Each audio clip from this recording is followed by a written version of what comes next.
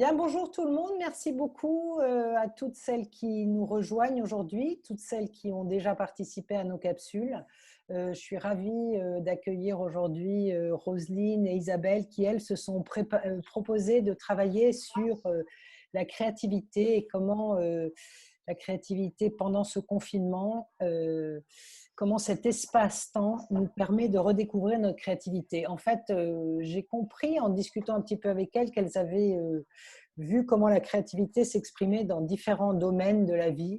Elles ont travaillé avec plusieurs personnes. Je pense qu'il va y avoir une ou deux personnes qui vont témoigner. Et bien évidemment, toutes les personnes qui sont présentes parmi nous, vous n'hésitez pas à m'envoyer un petit mot dans le chatbot si vous voulez participer pour que nous entendions vos témoignages. Donc, je vais passer la parole maintenant à Roselyne et Isabelle qui vont nous parler de ça, se présenter peut-être un petit peu et nous expliquer comment ce nouvel espace-temps nous a permis de redécouvrir notre créativité. Donc, peut-être, je ne sais pas, Roselyne, Isabelle, qui c'est qui Oui, va ben prendre la parole? ok, je veux bien Juste un commencer. petit truc pour les autres personnes, si vous pouvez vous mettre en mute quand vous n'avez pas la parole pour qu'il n'y ait pas trop de bruit. Merci beaucoup. Voilà, je suis Roselyne de Muison, donc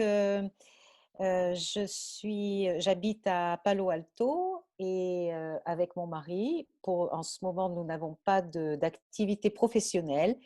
Nous sommes très engagés au niveau bénévolat. Par contre, je fais partie moi-même du réseau Main dans la main. Et nous avons 3 enfants qui sont adultes et qui sont donc confinés, chacun chez eux. Et donc, nous sommes un petit peu privés en ce moment de voir nos petits-enfants. Voilà, je te laisse la parole, Isabelle. Merci, bonjour à tout le monde. Donc, je suis Isabelle Dumezet. J'ai rejoint le réseau Main dans la main au début du confinement en me joignant à la cellule de crise du réseau. Voilà, j'habite actuellement à Redwood City avec mon mari et on n'est que tous les deux dans la maison parce que nos 4 enfants sont bien grands et vivent en Europe. Voilà, donc on partage le temps, mon mari bien occupé dans son bureau et moi, je vaque à diverses occupations, sachant que j'ai habituellement une activité, en outre une activité de doula qui s'est complètement arrêtée dans les circonstances sanitaires. Merci, Isabelle. Alors, pour commencer, comme vous l'a dit Sophie, la créativité s'exprime dans pas mal de domaines. Mais bien sûr, quand on parle de créativité, d'expression de créativité, on pense tout d'abord à l'art. Donc, on a recueilli quelques témoignages de personnes qui soit ont profité de ce temps et de ce confinement à la maison pour écrire, pour peindre, pour faire de la musique, toutes sortes d'expressions artistiques. J'ai parlé avec une amie, en fait, Véronique, qui peint depuis déjà pas mal d'années et qui m'a dit que le confinement qui lui a offert beaucoup plus de temps que d'habitude, lui a permis d'explorer et d'étudier de nouvelles techniques, d'expérimenter de nouvelles techniques, de nouveaux sujets. Donc, pour elle, le confinement, effectivement, a permis à sa créativité, à l'expression de sa créativité de s'élargir. Donc, c'est très positif pour elle. Eh bien, moi, je vais parler de Pascal, qui est aussi une artiste peintre et qui nous a raconté que, justement, elle est dans une situation inverse. Elle a l'habitude de peindre. Elle tient son inspiration la plupart du temps de ses sorties dans la nature et des rencontres avec les gens. Eh bien, il se trouve que sa créativité en ce moment, dans la situation du confinement spatial, eh bien, est assez empêchée. Et donc, elle nous a partagé que pour elle, c'est assez difficile. En tout cas, ça modifie complètement la pratique de son art et elle a du mal à peindre en ce moment. Voilà ce Alors qui nous, peut exister aussi. Excuse-moi, on a quelqu'un qui veut donner son témoignage, Ah, Gaëlle, qui est parfait. parmi nous, qui voudrait parler justement de son expérience et de ce qu'elle en a fait pendant ce confinement. Alors, Gaëlle, à toi. Bonjour et merci de me laisser la parole. Donc personnellement, avec le Covid, j'ai appris à développer mes cours de façon totalement différente, d'expérimenter, de trouver une autre approche pour trouver au final des solutions qui permettent aux gens de continuer à faire de la musique.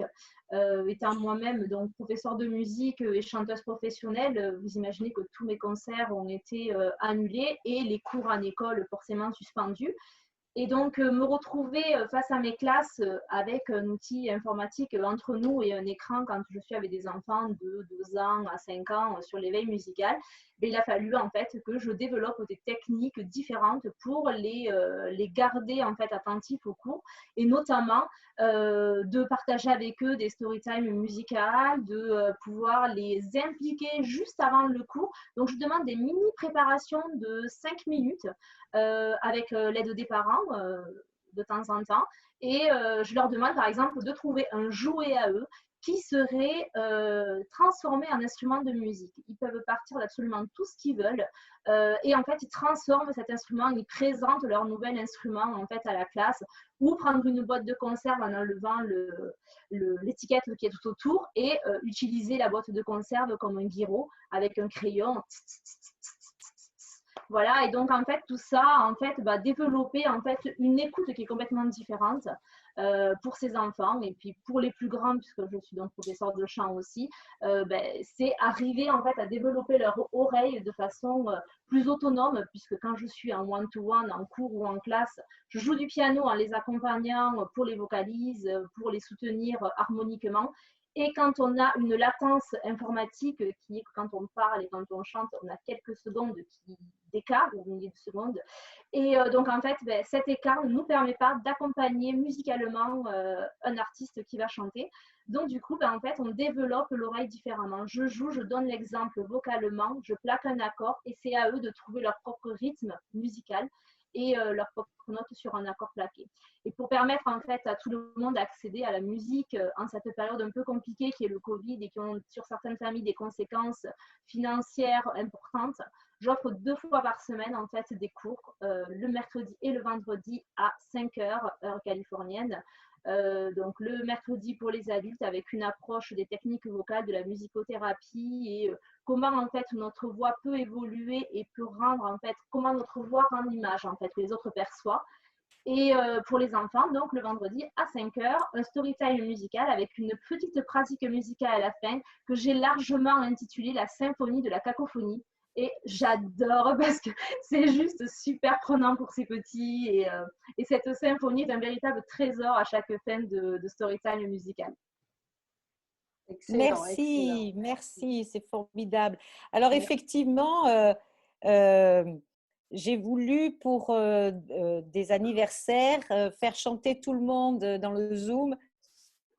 No way, c'est pas possible, c'est absolument horrible avec ce tout petit décalage. Il n'y a rien à faire, on peut pas faire chanter tout le monde par le Zoom. Alors, on va continuer par ce côté artistique, ce côté explorer l'art qui peut amener aussi à explorer des connexions dans le quartier, entre voisins. Et j'ai participé à un projet que j'ai absolument adoré. Et Maude qui est là et qui va nous parler de ce projet beaucoup mieux que moi. Donc Maude, je te laisse la parole. Merci Roselyne, bonjour à tous. Je m'appelle Maude Dojan, je suis photographe professionnelle et j'habite à Los Altos. Et dès le premier jour du confinement, j'ai tout de suite eu envie de prendre des photos de la vie ordinaire dans un climat extraordinaire. J'ai commencé par ma famille à faire des photos de tout, de rien, en prenant le principe qu'on devait faire de cette situation quelque chose de mémorable et autant se souvenir de quelque chose de sympathique. Après une session de t-shirt tie-dye que nous avons créé tous en famille, j'ai voulu faire une photo de famille et j'ai fait une photo de famille devant nos portes. Et là, Bon, ça, on n'a fait qu'un tour. Le petit déclic, j'ai dit, si je proposais de faire des photos de famille à mes voisins, à mes amis, aux gens qui sont autour et les prendre en photo chez eux en respectant les distances de sécurité, en prenant toutes les consignes et en leur demandant d'être prêts, de préparer un thème pour préparer une photo et leur dire finalement ce sera la photo de famille que vous aurez qui représentera votre famille ou ce moment spécial. Aujourd'hui, j'ai pu photographier presque 70 familles. C'est un pur bonheur parce que je me gare devant chez les gens, je leur envoie un petit message pour leur dire je suis là, je suis prête, vous pouvez sortir. Et souvent, j'ai des cadeaux de gens par leur créativité, par leur drôlerie ou simplement parce qu'ils sont eux-mêmes et qu'ils ont envie de se rappeler de ce moment-là ensemble. Donc, c'est un chouette projet. Merci Maud, ça m'a beaucoup plu de participer à ça et j'adore les photos que tu nous as fait, bien sûr, de ce moment très particulier. Oui, Isabelle, donc, je crois que toi aussi, tu as fait un projet très intéressant et spécifique à cette période. Oui, tout à fait. C'est vrai que c'est rigolo parce que ça fait un petit peu écho à la proposition, enfin une certaine forme de ce qu'a proposé Maud qui dit, ben voilà, ce qui m'intéresse, c'est d'aller voir un petit peu dehors comment ça se passe. Et en fait, ce qui s'est passé, c'est que moi, j'ai eu l'intuition de faire sur mon pas de porte aussi, sur mon driveway, de faire une création végétale. Et donc, j'ai appelé ça un mandala. C'était un nom qui peut être un peu pompeux, mais en tout cas, ce que j'ai proposé, c'est, enfin, comment dire, recommençons tranquillement au début. Le premier matin, j'ai été dans mon jardin, j'ai cueilli quelques tiges, quelques feuilles sèches, j'ai ramassé quelques cailloux et brindilles et je les ai composés sur mon driveway dans une forme géométrique. Et j'ai proposé aux passants, donc à mes voisins, par un petit mot qui était posé à côté, je leur ai proposé d'ajouter sur le mandala au fil de la journée, au fil de leur promenade, d'ajouter des pièces à leur gré. Et j'ai refait cette création, cette proposition tous les jours, tous les matins, pendant 2 semaines. Et c'est là que ça a commencé à vraiment prendre de l'intérêt parce que après quelques jours de répétition du processus, les gens ont vu vraiment qu'il se passait quelque chose et se sont accaparés le projet. Et donc, petit à petit, il y a une voisine qui est venue déposer un bouquet de fleurs à utiliser pour le mandala du lendemain. Il y a des enfants qui ont déposé des cailloux peints. Et voilà. Et donc, ça a vraiment permis à la fois de la créativité. J'ai fait des photos matin, soir, pour fixer un petit peu ce qui s'était fait. Et puis, ça a permis qu'on se rencontre parce qu'effectivement, distance de sécurité, mais ça n'empêche pas de se voir. Le matin, pendant que je balaye mon petit driveway avant de recommencer quelque chose, les gens passent, s'arrêtent, on discute, etc. Et donc, ça a été beaucoup de bonheur, beaucoup de plaisir dans cette créativité de trottoir et de quartier. Super. Voilà. Super. Et j'ai eu aussi dans la même veine, si je puis dire, un témoignage d'une mère de 3 enfants qui habite une résidence dans un appartement et qui cette résidence, cette copropriété bénéficie d'un petit bout de terrain qui n'était pas vraiment aménagé. Et donc, les parents ont décidé de créer un jardin, de s'approprier ce bout de terrain et de créer un jardin de fleurs. Et donc, toute la famille s'y est mise. Ils ont commencé par désherber, ensuite à enrichir la terre. Et puis, ils ont invité les voisins à venir planter leurs graines dans ce bout de terrain prêt à planter. Et puis, les enfants ont ajouté une signalétique et tout progressivement, les voisins se sont intéressés à cette parcelle aménagée et tout ça, bien sûr, dans le respect de la distance. Oups, j'ai perdu quelque chose, pardon. Dans la distanciation les voisins ont commencé à vraiment venir s'intéresser, à venir regarder les fleurs qui poussaient. Et donc, ça a été non seulement un embellissement de ce terrain, mais aussi une connexion entre les voisins. Voilà, c'est une belle expérience qui va certainement continuer après le confinement, puisque les voisins ont commencé à connecter les uns avec les autres. Alors, je vais prendre le relais à propos de connexion, parce on a vu aussi, à partir des différents témoignages et rencontres qu'on a pu faire sur le sujet de la créativité, que dans la situation de confinement spatial, on se retrouve à être porté sur la connexion, la connectivité technologique. Et donc, avec les objets technologiques, il y a plusieurs expériences voilà, qu'on peut partager. Donc, je vais rapidement en partager une qui est une expérience personnelle avec ma famille, dans ma famille éloignée, puisque nous, on vit ici en Californie. Une partie de notre famille vit en France, en différentes villes, et une autre partie vit en Asie, et aussi d'autres villes en Europe d'ailleurs, pas qu'en France. Peu importe, c'était pour les fuseaux horaires que j'évoquais, la France et l'Europe. Et donc, on a l'habitude un petit peu de fonctionner de manière éparse, mais on ne s'était pas forcément accaparé les outils technologiques qu'on a découverts au fil du confinement, en particulier ce type de réunion Zoom là, telle qu'on est en train de faire. Et on a mis ça en place voilà, dans la famille, entre les trois fuseaux horaires californiens, Europe et Asie. Et on a créé et partagé un jeu connecté. Voilà, donc on a fait un quiz tous ensemble. Voilà, donc chacun depuis son petit bout de salon, de chambre et de salle à manger, aux quatre coins du monde, aux trois pôles du monde en tout cas. Et voilà, c'était l'expérience de l'usage de la connexion technologique pendant le confinement, une autre forme de créativité. Merci Isabelle.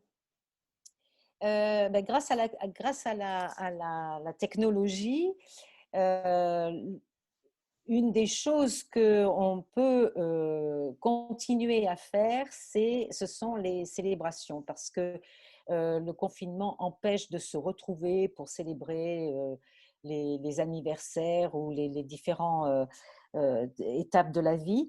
Mais grâce au Zoom, grâce aux technologies, on peut tout de même faire des célébrations et célébrer entre autres les anniversaires. Alors là, j'ai le témoignage de Valérie qui raconte l'anniversaire de son petit-fils qui a 5 ans, qui vit à Atlanta. Donc, avec tous les enfants de Valérie, ils se sont tous réunis en Zoom. Et je vais lire son témoignage, comme ça, ce sera plus facile pour moi. Nous, donc la famille, avions une semaine avant envoyé plein de cadeaux et ma fille avait organisé une chasse au trésor dans sa maison en donnant à chacun de nous un indice à donner à Jaden, mon petit-fils, pour qu'il cherche et découvre les cadeaux de chacun. Après la chasse au trésor, tous les copains de classe de Jaden sont passés en voiture en klaxonnant devant leur maison avec ballons, chansons, cadeaux. Happy Birthday Jaden peint sur leur voiture. Un cortège coloré et sonore d'environ 15 voitures. Vous pensez bien que le petit Jaden, il était aux anges pour cette célébration. Ensuite, il y a eu les 60 ans de Valérie. Alors voilà ce qu'elle dit sur ses 60 ans. Ne pas faire de grandes fêtes, ce n'est pas cela qui va me manquer. Ce fut en fait un jour merveilleux où mes amis ont pris les choses en main et qui, dans la crainte de ma tristesse, se sont mis en 4 pour me faire plaisir. 3 zooms dans la journée, des montages photos, des textes merveilleux, des sourires, des poèmes, des dessins, des cadeaux, en un mot, de l'amour à foison. Donc, malgré le confinement, grâce à la créativité et à la technologie, Valérie a pu célébrer les 5 ans de son petit-fils et a pu être célébrée pour ses 60 ans. Eh ben, c'est vraiment chouette, hein. Alors, les célébrations, elles ne sont pas que connectées. Voilà, là, j'ai le témoignage, je rapporte le témoignage de Laurence qui nous parle de célébrer les graduations. Voilà, parce que là, c'est la fin de l'année et dans toutes les écoles, eh bien, il y a ces cérémonies de graduation qui sont tellement des balises tellement importantes dans la vie scolaire des enfants et qui sont complètement mises à mal cette année avec la nécessité de confinement et de distanciation sociale. Et donc Laurence, elle avait un enfant de 5e grade et je regarde mes petites notes, elle a rejoint d'autres parents, elle a contacté la principale de l'établissement et donc il y a plusieurs éléments qui ont été mis en place pour pouvoir effectivement célébrer, notifier euh, la graduation des enfants. Donc, la principale a d'abord installé un panneau de félicitations sur la façade de l'école. Donc, ce panneau a été décoré de ballons et ça a été le point qui permettait aux familles de venir se photographier avec leur enfant pour marquer la célébration. Il y a des parents qui se sont occupés de créer un t-shirt pour l'année de graduation, donc un t-shirt 2020 et qui comprend les prénoms de tous les enfants de 5e grade qui sont concernés par cette célébration-là. Et puis, ils ont même organisé dans la rue, ou peut-être c'était devant la cour de l'école, mais enfin en tout cas en extérieur et dans des espaces suffisamment ouverts pour que la distanciation sociale soit respectée, ils ont organisé une petite manifestation qui a permis que les enfants puissent faire leur speech devant les parents et que donc les parents au-delà de leur propre famille, que d'autres parents puissent écouter et applaudir leur speech. Donc, c'était une autre forme de célébration absolument créative dans la situation de confinement imposée par la situation. Alors, merci beaucoup Isabelle. En même temps, je sais que tout ça, ça t'a fait réfléchir sur une idée qui a germé et tu voulais un petit peu nous en parler un petit peu avec un effet de surprise parce que tu m'as juste dit que tu voulais nous parler d'un truc, on ne sait pas de quoi tu vas nous parler, mais ça avait fait germer quelque chose et j'aimerais bien que tu partages en guise de conclusion cette idée que toute cette capsule t'a inspirée. Oui, c'est effectivement une inspiration qui vient juste d'éclore, qui a quand même pourtant déjà un nom. Et c'est une inspiration qui va s'appeler Mosaic of Life, une mosaïque de la vie. Et j'ai envie d'offrir à qui le souhaitera un temps pour témoigner de sa propre vie. Donc ce sera un temps vidéo, une interview vidéo qui sera tout à fait cadrée dans le temps pour le coup. Ce sera 1 heure de vidéo offerte proposée à qui veut offrir le témoignage de sa vie. Et donc ces vidéos seront compilées et présentées sur un site web qui va s'appeler Mosaic of Life, une mosaïque de la vie. Donc voilà ce qui s'est présenté juste maintenant dans ce cadre effectivement de créativité. On peut proposer aux gens de nous contacter au réseau et de te mettre en contact. Enfin, de toute façon, comme tu Absolument. fais partie du réseau de crise, ils pourront tout à fait te contacter. Ça sera formidable. Absolument, Et c'est quelque chose qui se présente, qui concerne absolument tout le monde. Il n'y a pas de thème, il n'y a pas de limitation d'âge non plus. Et voilà, formidable. juste l'envie de témoigner de sa propre vie. Ok, bah écoute, ça c'est formidable. Donc, vous pouvez tous nous contacter sur nos réseaux sociaux, notre page Facebook, notre adresse email, notre site web. La semaine prochaine, enfin non, pas la semaine prochaine, dans 15 jours, le thème sera le point de vue d'une maman et comment le confinement est vécu par son enfant. Donc, les mamans, il y en a pas mal parmi nous et il y en a d'autres qui sont dans le réseau, qui vont témoigner un petit peu de ce qu'elles imaginent leur enfant est en train de vivre dans ce confinement. Donc, on vous attend nombreuses. N'hésitez pas à effectivement nous faire remonter vos témoignages sur, encore une fois, nos réseaux sociaux. Et on vous attend dans 15 jours à 11h du matin, heure de San Francisco, pour un nouveau petit échange et témoignage sur ce sujet-là. Entre-temps, je vous souhaite un très bon week-end de mémorial.